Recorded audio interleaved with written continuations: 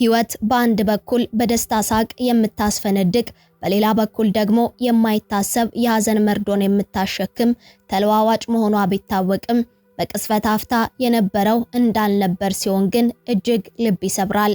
ዛሬ በኢትዮጵያ በኪነ ጥበብና በማህበራዊ ሚዲያው ዓለም የተሰማው ዜና እጅግ አስደንጋጭ ሆኗል። ተወዳጇ ድምፃዊት አስከፊ የመኪና አደጋ እንደደረሰባት ተሰምቷል። ከኮምቦልቻ ከተማ ወደ ወልዲያ በመጓዝ ላይ የነበረችው ድምፃዊት ትጓዝበት የነበረው መኪና አዳልጦት ገደል በመግባቱ በደረሰው ከባድ አደጋ በህይወትና በሞት መካከል እንደምትገኝ ሲነገር የጸሎት ጥሪ ተላልፏል። ለተሻለ ሕክምና ወደ አዲስ አበባ የተላከችው ድምፃዊቷ ለህይወቷ እየታገለች መሆኑም ተሰምቷል። በተወዳጅ ሙዚቃዎቿ የምትታወቀው ድምፃዊት ዛሬ ግን የህዝብን የጸሎት ድምጽ የምትሻበት ጊዜ ላይ ተገኝታለችና መላው ኢትዮጵያዊ በጸሎት እንዲያስባት ተጠይቋል። ድምፃዊቷ ማናት? የደረሰው አስከፊ የመኪና አደጋስ እንዴት ተከሰተ?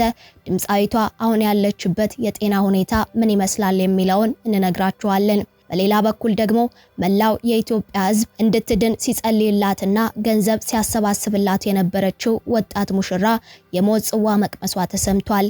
የ2 ወር ሙሽራ የነበረችው ይህች አሳዛኝ ወጣት ገና የትዳር ህይወቷን ሳታጣጥም የገጠማት የጤና እክል ወደማትመለስበት ጠቅልሎ ወስዷታል። ልትኖር የወጠነችውን የትዳር ህይወት ሳትኖር የገጠማትን ህመም አሸንፋ ለመኖር ብትታገልም ያደረገችው ትግል ግን በሞት ተጠናቋል። ሙሽራዋን የገጠማት ፈተናና መጨረሻው ያላማረው የትግል ጉዞዋ ምን ይመስላል የሚለውን እንነግራችኋለን።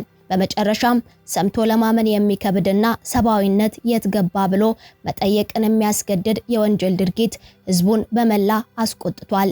በመሃል አዲስ አበባ የተፈጸመው ዘግናኝ ግድያና የግድያውን ቪዲዮ ለሟች ወንድም የላከው ሰው ወንጀለኛ ታሪክም በርካቶችን ከማሳዘንም በላይ ክፉኛ አስቆጥቷል። የተፈጠረው ምንድነው የሚለውን ትሰሙታላችሁ።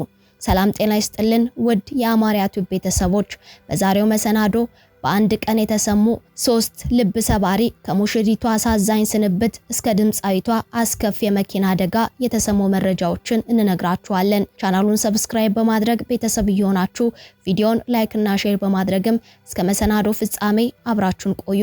ህይወት በአንድ በኩል ስትሰጥ በሌላ በኩል ትነጥቃለች። በአንድ በኩል ስትስቅ በሌላ በኩል ደግሞ የማይታሰብ እንባን ታፈሳለች። ዛሬ በኢትዮጵያ ሰማይ ስር የተሰሙ 3 መረጃዎች ሰው መሆን ምንድነው ብለን እንድንጠይቅ የሚያደርጉ ሆነዋል። በምስሉ ላይ የምትታየው ቆንጆ ሙሽራ ሰብለ አለሙ ትባላለች። ሰብለ በደቡብ ጎንደር ወረታ ከተማ ተወልዳ ያደገች ትሁትና በሁሉ ዘንድ ተወዳጅ የነበረች ወጣት ናት። ሰብለ የዛሬ 2 ወር አካባቢ ነበር ከልቧ ከምትወደው የህይወት አጋሯ ጋር ትዳር የመሰረተችው። ሆኖም የሙሽርነት ደስታዋ ሳይጠናቀቅ ድንገት ህመም አልጋ ላይ ጣላት። ምርመራው የደም ካንሰር እንደሆነ ሲረጋገጥ መላው የኢትዮጵያ ህዝብም ለዚች ወጣት ልጅ ቆመ። ሰብለ መዳን አለባትም ተባለ። በሚሊዮኖች የሚቆጠሩ ገንዘብ ተሰብስቦም ለህክምና ወደ ህንድ ሄደች። ሁሉም ሰው በጉጉት የሰብለን መመለስ ይጠብቅ ነበር። ሆኖም የፈጣሪ ፍቃድ ሌላ ሆነ። ሰብለ የህክምና እርዳታ እየተደረገላት ሳለ በመጨረሻው ሰዓት ህይወቷ አልፏል። ነጭ የሰርግ ልብሷ በአጭር ጊዜ ውስጥ ወደ ነጭ መግነዝ ተቀይሯል። ቤተሰቦቿና ባለቤቷም ዛሬ በታላቅ ሐዘን ውስጥ ይገኛሉ። በጸሎትና ለህክምና የሚሆነውን ገንዘብ በመለገስ ሲረባረብ የነበረው ህዝብም የድናለች የምስራች ሳይሆን ያርፋለች መርዶ ሰምቷል። አምላክ ነፍሷን በአጸደ ገነት ያኑር፣ ለቤተሰቦቿም መጽናናት ይስጥ እያልን ወደ ሌላኛው መረጃችን እናምራለን። በትናንትናው ዕለት የተሰማው መረጃ እጅግ አስደንጋጭ ሆኗል። በወርቃማ ድምጿ የብዙዎችን ልብ የገዛችው ድምፃዊት ማዲቱ ወዳጄ በኮምቦልቻ ስራዋን ጨርሳ ወደ ቤቷ ወደ ወልዲያ በመመለስ ላይ ሳለች ሰሪቃ በተባለ አካባቢ መኪናዋ አዳልጦት ከባድ አደጋ ደርሶባታል። በወቅቱ የነበረው ዝናብ መኪናውን ከቁጥጥር ውጭ አድርጎት እንደነበረም ተነግሯል። በወርቃማ ድምጿና በባህል ዜማዎቿ የብዙዎችን ልብ የገዛችው ተወዳጇ ድምፃዊት ማዲቱ ወዳይ በደረሰባት አስከፊ የመኪና አደጋ ምክንያትም ለተሻለ ህክምና ወደ አዲስ አበባ ሪፈር እንደተላከችም ተሰምቷል። ድምፃዊቷ ማዲቱ በኮምቦልቻ ከተማ ለስራ ቆይታ አድርጋ ወደ ወልዲያ በመመለስ ላይ ያለች ሰኞ ዕለት አደጋ እንደደረሰባትም ታውቋል። አደጋው የተከሰተው በልዩ ስሙ ስሪንቃ ተብሎ በሚጠራው አካባቢ ሲሆን በወቅቱ አስከፊ በነበረው በዚህ አደጋ ከድምፃዊቷ በተጨማሪ አሽከርካሪውና አብሯቸው የነበረ አንድ ሌላ ሰውም ከባድ ጉዳት አስተናግደው በሕክምና ላይ እንደሚገኙ ተሰምቷል። ድምፃዊቷ ማዲቱ በአካባቢው የመጀመሪያ ደረጃ የሕክምና እርዳታ ከተደረገላት በኋላ የጉዳቱ መጠን ከፍተኛ በመሆኑ ምክንያት ለተሻለና ለላቀ ሕክምና በአስቸኳይ ወደ አዲስ አበባ እንድትመጣ መደረጉም ተረጋግጧል። ይህች የጥበብ ሰው አሁን የምትገኝበት ሁኔታ ሁላችንንም የሚያሳስብ በመሆኑ መላው የጥበብ አፍቃሪና የኢትዮጵያ ሕዝብ ከጎኗ እንዲቆምም ጥሪ ቀርቧል። በአዲስ አበባ የምትገኙ የኪነ ጥበብ ባለሙያዎችም አድናቂዎቿና ወዳጆቿ ሕክምናዋን በቅርበት በመከታተል አስፈላጊውን ሰብአዊ ትብብር እንድታደርጉላትም እንማጸናለን የሚሉ ሐሳቦችም እየተጋሩ ይገኛል። ፈጣሪ አምላክ ህመሟን አቅልሎ ከደረሰባት ከባድ ጉዳት በሰላም አገግማ ወደ ስራዋ እንድትመለስ እየተመኘን ወደ መጨረሻው መረጃችን እናመራለን። አየር ጤና አካባቢ በሚገኘው አሚኒ ሆቴል ውስጥ እሁድ ሚያዝያ 12 ቀን 2018 ዓ.ም ምሽት ላይ የልጆች እናት የሆነች አለሚቱ ሸጋው በአሰቃቂ ሁኔታ ተገላ መገኘቷ ተነግሯል። ግድያውን ፈጽሟል ተብሎ የሚጠረጠረውና እስካሁን በቁጥጥር ስር ያልዋለው ደሳለኝ ሽመልስ የተባለ ባለቤቷ እንደሆነም ታውቋል። ተጠርጣሪው ከአሶሳ መጥቶ ለ3 ቀናት አብሯት ከቆየ በኋላ እሁድ ምሽት በድብደባና በማነቅ ህይወቷ እንዲያልፍ ማድረጉንና ድርጊቱን መፈጸሙን የሚገልጽ የቪዲዮና የጽሑፍ መልእክት ወደ አጎቷ መላኩም ተገልጿል። የሟች የቀድሞ ባለቤት አቶ አበበ ስለ ጉዳዩ ሲናገሩም የቀድሞ ባለቤቷ መሆናቸውን ገልጸው አብረው በኖርባቸው ጊዜያት አንድ ልጅ እንዳፈሩ ተናግረው በትምህርትና በተለያዩ ጉዳዮች ተለያይተን እሷ ወደ አዲስ አበባ መጣች፣ እኔም ዩኒቨርሲቲ ውስጥ እማር ነበር ብለዋል።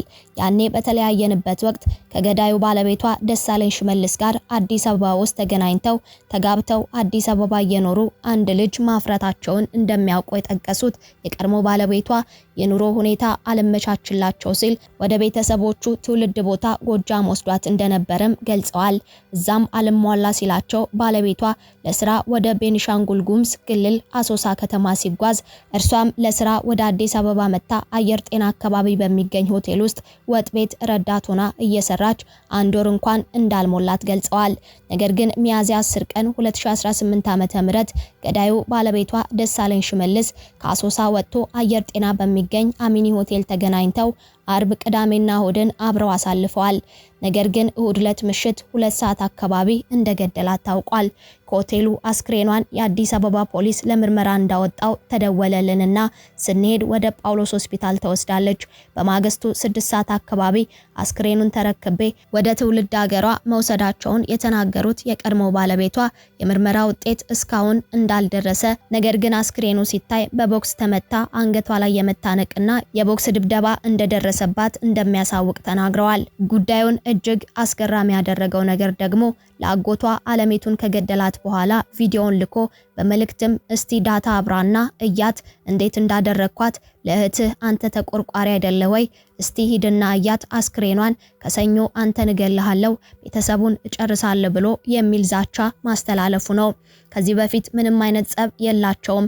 ምክንያቱም ጥል ቢኖራቸው እርሷ አታገኘውም ነበር፣ ቤተሰብም ያውቅ ነበር። ስልኬን አታነሽልኝም በሚል ነው የገደላት የሚል መረጃ እንደደረሳቸውም ተናግረዋል። የኢትዮጵያ ሕዝብም ለደካማ ወላጆቿ ሲል ደሳለኝ ሽመልስ ባለበት ቦታ ለፖሊስና ለሕግ አካላት ጥቆማ በመስጠት እንዲያቀርብልን ነው የምንፈልገው ሲሉም ሐሳባቸውን አጋርተዋል። ከገዳዩ መልእክት የደረሳቸው የቤተሰብ አባልም መልእክቱን ሳይተሰማኝ ከባድ ስሜት ነበር በማለት ማመን አልቻልኩም፣ እውነትም አልመሰለኝም።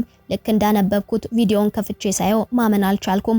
ወደ ቦታው ሲሄድ አጋጣሚ እዛ ተረኛ የነበሩ የአየር ጤና ፖሊሶችም አስክሬኑን አንስተው ወደ ጳውሎስ ሆስፒታል ወስደውት ነው ያገኘሁት። የ4 ዓመት ወንድ ልጅ አላት።